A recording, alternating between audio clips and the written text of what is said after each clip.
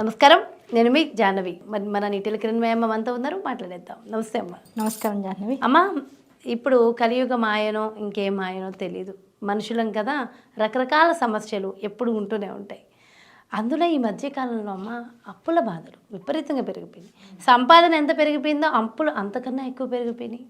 అసలు ఏంటో అర్థం కావట్లే పరిస్థితులు. చాలామంది ఇప్పుడు అప్పులు ఉన్నవాడే గొప్ప జాహ్నవి. అంతేనా? అంతే. ఎన్ని అప్పులు చేసి ఎన్ని అయిపోయిన పెడితే అంత గొప్ప, అంత గొప్ప నిజంగా. కానీ బట్ అందరూ సామాన్యుడు ఇలాంటప్పుడు చితికిపోతున్నారు నిజంగా. కోట్లు పడగెత్తి దానికి తగ్గట్టు అప్పులు చేసి ఎస్కేప్ అయిపోయిన వాళ్ళు నిజంగా గొప్ప. మీరు అన్నట్టు వాళ్ళందరూ చేసినటువంటి అప్పులు మనందరం తీర్చుకోవడం కోసం నిత్యము మనం సంపాదించే సంపాదనలో దాదాపుగా రోజుకు ఒక 100 రూపాయలు మన దేశానికి వదిలేస్తున్నాం. అది ఇంతమంది 100 రూపాయలు అంటే కొన్ని వేల కోట్ల రూపాయలు, లక్షల కోట్ల రూపాయలు. కనుక ఆ అప్పులు తీరాలి. ఆ అప్పుల ఇదిలో పడిపోకుండా, వలలో పడిపోకుండా, ఊబిలో పడిపోకుండా మనల్ని మనం రక్షించుకోవాలి. ఎలా ఇలాంటి ఇబ్బందుల్లోంచి మనం ఎప్పుడూ ఎలా అసలు ఈ చిక్కుకోకుండా ఎలా ఉండాలి, మొట్టమొదటి చిక్కుకోకుండా ఎలా ఉండాలనే సమస్యలోకి వస్తే నిత్యము ప్రతి శనివారము పావురాలు కానీ ఇంకేదేని పక్షులు మన చుట్టుపక్కల మనకి అవైలబుల్గా ఉన్నటువంటి పక్షులు, వీటికి గ్రీన్ గ్రామ్ పెసలు అంటాం. పెసలు, పచ్చి పెసలే షాప్లో కొనేసుకుని ఒక చిన్న ప్యాకెట్ పావు కిలో కానీ 100 గ్రాములు కానీ పెసలు కొనుక్కుని ఎప్పుడు జేబులో పెట్టుకోండి. మీకు ఎక్కువ పక్షులు, పావురాలు కానీ ఇంకో పిచ్చుకలు కానీ ఇంకో రకరకాలైనటువంటి పక్షులు కనపడుతున్నటువంటి చోట తప్పనిసరిగా ఆగి మీ చేత్తో ఆ పక్షులకు గనక ధాన్యాన్ని వేసినట్లయితే, పెసల్ని వేసినట్లయితే వీలైనంత వరకు మనకి అప్పులు అవ్వవు అన్నది ఇవాళ నిన్న కాదు, కొన్ని తరాల నుంచి పెద్దవాళ్ళు చెప్తూ వస్తున్నటువంటి విషయం. అందుకే చూడండి, పప్పులు ఎక్కువ ఉన్న చోట పావురాలు ఎక్కువ వాళ్తూ ఉంటాయి, పక్షులు ఎక్కువ వాళ్తూ ఉంటాయి. పప్పుల్ని తీసుకెళ్తున్నటువంటి ఆటోల మీద కూడా బండులు గుంపులుగా వచ్చి మూగిపోయి అవి తినేసి వెళ్ళిపోతూ ఉంటాయి. ఆ తినేసి వెళ్ళిపోతూ ఉంటే అయ్యో నా పప్పు వేస్ట్ అయిపోతుంది కదా అని ఆ వ్యాపారి ఎప్పుడు కూడా వాటిని చెదరగొట్టడు.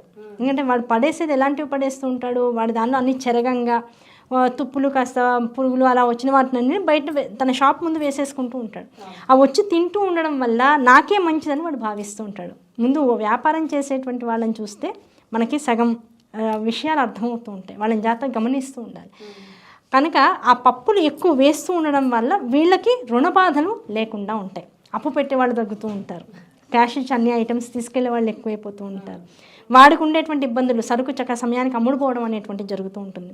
పక్షులకి ఎప్పుడు కూడా ధాన్యాన్ని వేస్తూ ఉండడం, అందున అన్ని ధాన్యాల కన్నా కూడా శ్రేష్టమైనటువంటిది పెసలు.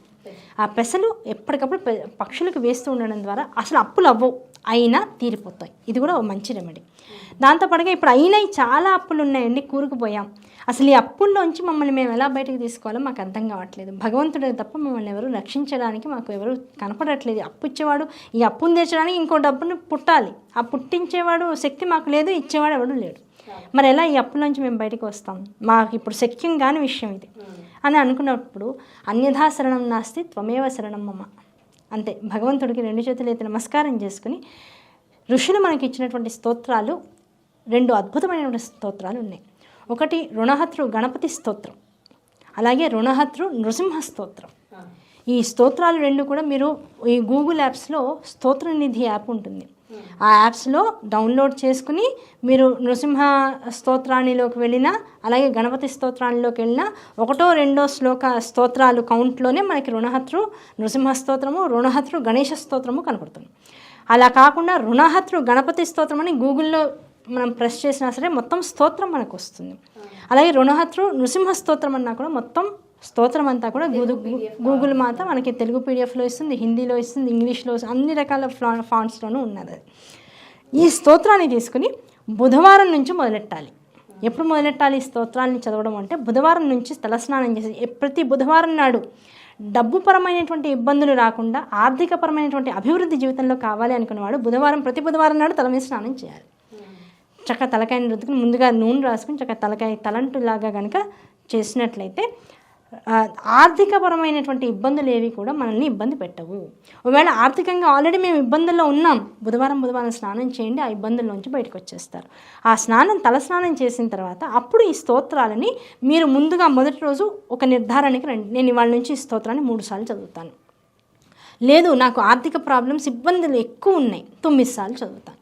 ఆ 9 సార్లు 3 సార్లు మొదటి రోజు చదువు మొదలెట్టేటప్పుడు ఆ స్తోత్రాన్ని చదివేటప్పుడు ఎటువంటి కౌంట్ అయితే మనం పెట్టుకుంటామో ఆ కౌంట్ త్రూ అవుట్ నడవాలి. ఇవాళ నాకు ఓపిక ఉంది కనుక ఇంకో 10 సార్లు ఎక్కువ చదువుతాను, రేపు ఓపిక లేదు కనుక చదవను, లేదు ఒకసారి చదువుతాను, ఇట్లా కాదు. నువ్వు మొదటి రోజు ఎలా అనుకున్నావో అలా ఒక నిష్టగా మిగతా రోజులన్నీ కూడా జరగాలి. అలా జరుగుతూ ఈ స్తోత్రాన్ని చదువుకున్న తర్వాత వీలైతే బెల్లం ముక్కని రోజు రుణహత్రు గణపతి స్తోత్రం చదువుకున్నా బెల్లం ముక్కే, రుణహత్రు నృసింహ స్తోత్రాన్ని చదివినా బెల్లమే.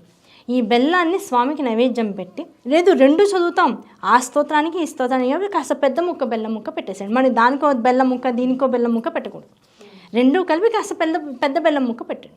అలా బెల్లం ముక్క నైవేద్యం పెట్టేసి ఆ బెల్లం ముక్కతో పానకం చేసిన తర్వాత ఈ రోడ్ల మీద పాపం మనకి MCH వాళ్ళు ఉంటారు, రోడ్లు ఊడుస్తూ ఉంటారు, డ్రైనేజ్ పైపులన్నీ సాఫ్ చేసే వాళ్ళు ఉంటారు. అలాంటి వాళ్ళు పొద్దున పూట వస్తూ ఉంటారు. వాళ్ళకి తీసుకువెళ్ళి చక్కగా ఈ పానకాన్ని కనుక పంచినట్లయితే, ఈ బెల్లం నైవేద్యం పెట్టాం కదా, ఈ బెల్లం 4-5 రోజులు వరుసగా పెడతాం. మనం 40 రోజులు చదువుదాం అనుకున్నాం, లేదా అప్పులు తీరేదాకా చదువుదాం అనుకున్నాం. రోజు ఇంత బెల్లం ముక్క నైవేద్యం పెడుతున్నాం. మరి ఆ బెల్లాలన్నీ రోజు నేనే తినలేను కదా, చక్కగా దాంతో పానకం చేయండి. 3-4 రోజులకు ఒకసారి పానకం చేయండి. ఇంత బెల్లం ముక్క ఇంత బెల్లం ముక్క అవుతుంది. దాంతో ఒక గిన్నె నిండాను 4-5 బాటిల్స్ నిండాను చక్కగా పానకం చేయండి. ఆ పానకం తీసుకెళ్ళి చక్కగా వాళ్ళందరికీ ఇవ్వండి. మీ అప్పులు మీకు తెలియకుండా చప్పుడు చేయకుండా వెళ్ళిపోతాయి, తీరిపోతాయి. నిజంగా ప్రయత్నించి చూడండి. ఊబిలో పడిపోయిన వాడు కూడా తెలియకుండా తప్పించుకుని పైకి వచ్చేసి జీవితాన్ని మళ్ళీ రొటీన్లోకి తెచ్చుకున్న వాళ్ళు ఎంతోమంది తెలుస్తున్నారు. ఆ స్తోత్రాల గొప్పతనం అలాంటిది. ఆ ఇచ్చిన ఋషులు ఎంత ఆలోచించి ఇచ్చారో మనకి ఆ స్తోత్రాలు. వేరే చిన్న రెమెడీస్ ఏవో రకరకాలు చాలామంది చెప్తున్నారు, కానీ ప్రాచీన వాంగ్మయం మనకి పెద్దలు ఋషులు ఇచ్చినటువంటి వాంగ్మయాన్ని పట్టుకుంటే పాడైపోయేవాడు ఎవడూ లేడు. నిజంగా పాడైపోయిన వాడు కూడా బాగుపడిన వాడిగానే మారుతాడు చివరికి. పట్టుకోండి, రుణహత్రు గణపతి స్తోత్రం, రుణహత్రు నృసింహ స్తోత్రం. దాంతోపాటుగా బుధవారం తలస్నానం చేస్తూ ఉండడం. వీలైనంత లేని వాడికి మనకున్న దానిలో అప్పులున్నా సరే, ₹1 నాకు అప్పు ఉంది, ₹1 దానం చేయి. నువ్వు తింటున్న దానిలో సగం తీసి ఒకరికి పెట్టడం నేర్చుకో. అలా పెట్టి ఆ పశువులైనా సరే ఏదో దాన్ని తిని బతకగలవు. పక్షులు చాలా చిన్న జీవితాలు, వాటివి ప్రాణం చాలా చిన్నదైన ప్రాణం. వాటికి కనుక ఆహారాన్ని ఇవ్వగలిగితే పెసల రూపంలో చక్కగా వాటన్నింటి ఆశీర్వాదం వల్ల పంచభూతాలు ఆనందించి మనకున్నటువంటి ఇబ్బందులు, లౌకికంగా ఉన్నటువంటి ఇబ్బందుల్ని తప్పకుండా తీసేస్తాయి, అందులో డౌట్ లేదు. సో అంటే ఇలాంటివి చేసుకుంటే ఇది ప్రతి ఒక్కరికి, పలానా నక్షత్రం పలానా రాశి అని ఏం లేదు తల్లి. జీవులందరికీ కూడా ఒకటే విషయం, అయ్యవారి పాదాలు తప్పకుండా పట్టుకుంటే మాత్రం ఉంటుంది. చాలామంది వెంటనే అడిగే విషయం ఏంటంటే, మాకు అప్పులు లేవు కానీ ఆర్థికంగా వృద్ధి చెందాలని. ఇది కూడా ఉంటుంది. ఆర్థికంగా వృద్ధి చెందాలనే దానికి రెమెడీ మారుతుంది. రోజు పొద్దున్నే చక్కగా తెల్లవారకుండా చీకటి ఉండగానే నిద్రలే, చక్కగా స్నానం చేయి, ఆవు నేతితో తులసి దగ్గర దీపం పెట్టు ప్రతిరోజు. ఆర్థికంగా వృద్ధి చెందాలనుకునే వాళ్ళకి, అప్పులున్న వాళ్ళకి కాదు. అప్పులున్నవాడు ఆవునేతో దీపం పెడితే ఇంకా మునుగుతాడు, అవునా కదా? అంతే కదా. ఇంకా దాని కాస్ట్కి ఇంకా ఇబ్బంది అవుతుంది. ఆర్థికంగా బాగున్నాను, నాకు అప్పులు లేవు, ఇంకాస్త నేను వృద్ధి చెందాలి, డెవలప్ అవ్వాలి. నాకు ఇప్పుడు 1,00,000 per month వస్తుంది, నాకు సరిపోవట్లేదు, ఇప్పుడు 2 లక్షలు 5 లక్షలు అవ్వాలి నాకు అనే కోరుకున్నవాడు తప్పనిసరిగా పొద్దున్నే చీకటి ఉన్నటువంటి సమయంలోనే, ప్రాతకాలం కన్నా కూడా పూర్వమే, చీకటి ఉండగానే నిద్ర లేచి గబగబా స్నానం చేసి తులసమ్మ దగ్గర మట్టి ప్రమిదల్లో 2 మట్టి ప్రమిదలు తీసుకుని దానిలో ఆవు నెయ్యి వేసి చక్కగా 2 ఒత్తులు వేసి చక్కగా దీపాన్ని వెలిగించి 9 సార్ల నుంచి 18 సార్ల వరకు కనకధారా స్తోత్రాన్ని నిత్యం పఠించినటువంటి వాడికి ఆర్థిక అభివృద్ధి కాదు, కోటీశ్వరుడు అయిపోతాడు. అందులో డౌట్ లేదు. చేయాలి, అంత శ్రద్ధ నీకు ఉండాలి. ధనం పట్ల ఆసక్తి ఉంటుందే తప్ప, ఆ ధనాన్ని పెంపొందించుకునే కష్టపడాలనేటువంటి శక్తి ఉంటుంది తప్ప, అది వినియోగిస్తున్నప్పుడు అది మనకి ఎలా కలిసి వస్తుందో, ఏ పంచభూతాలు ఉన్నటువంటి ఏ ఎలిమెంట్ మనకి ఇబ్బంది కలిగజేస్తుందో, మనం చేసేటువంటి వ్యాపారంలో నష్టాన్ని ఇస్తుందో, ఎక్కడ నేను రాంగ్ వెళ్తున్నానో చెప్పేది ఎవరు ఉండరు. కనుక ఏం చేస్తున్నానో, ఏం చేస్తే నేను బాగుపడతాను, ఈ 2 మనం భగవంతుడి మీదే వదిలేయాలి. ఇంకెవరు మనకేం చెప్పరు. అన్నీ తెలిసిన వాడేమో మనం బాగుపడతామని చెప్పడు, ఎందుకంటే వాడు మనకి శత్రువే అవుతాడు, అవునా కదా? వాడు ఎప్పుడు మనం పతనం అవ్వాలనే చూస్తాడు. కనుక మన చేతిలో లేనటువంటి దాన్ని పంచభూతాల నుంచి స్వీకరించాల్సిందే, ఉన్నదాన్ని అంటే ఈ శరీరాన్ని, కష్టాన్ని మనం చేయాల్సిందే. ఇది చేస్తూ భగవత్ సహాయాన్ని కూడా కోరుకున్నటువంటి వాడికి తప్పకుండా అభివృద్ధి ఉంటుంది. పొద్దున్నే లేవడం, చక్కగా స్నానం చేసి తులసమ్మ దగ్గర చక్కగా ఆవునేతి దీపారాధన మట్టి ప్రమిదల్లో వెలిగించడం, అది చక్కగా వెలుగుతున్నంతసేపు ఆ దీపాన్ని చూస్తూ చక్కగా మీ దగ్గర కనకధారా స్తోత్రం ఉంటే 9 సార్లు కనీసం చదవాలి. అంతకు మించి నీకు కావాలి అనుకుంటే 18 సార్లు చదువు.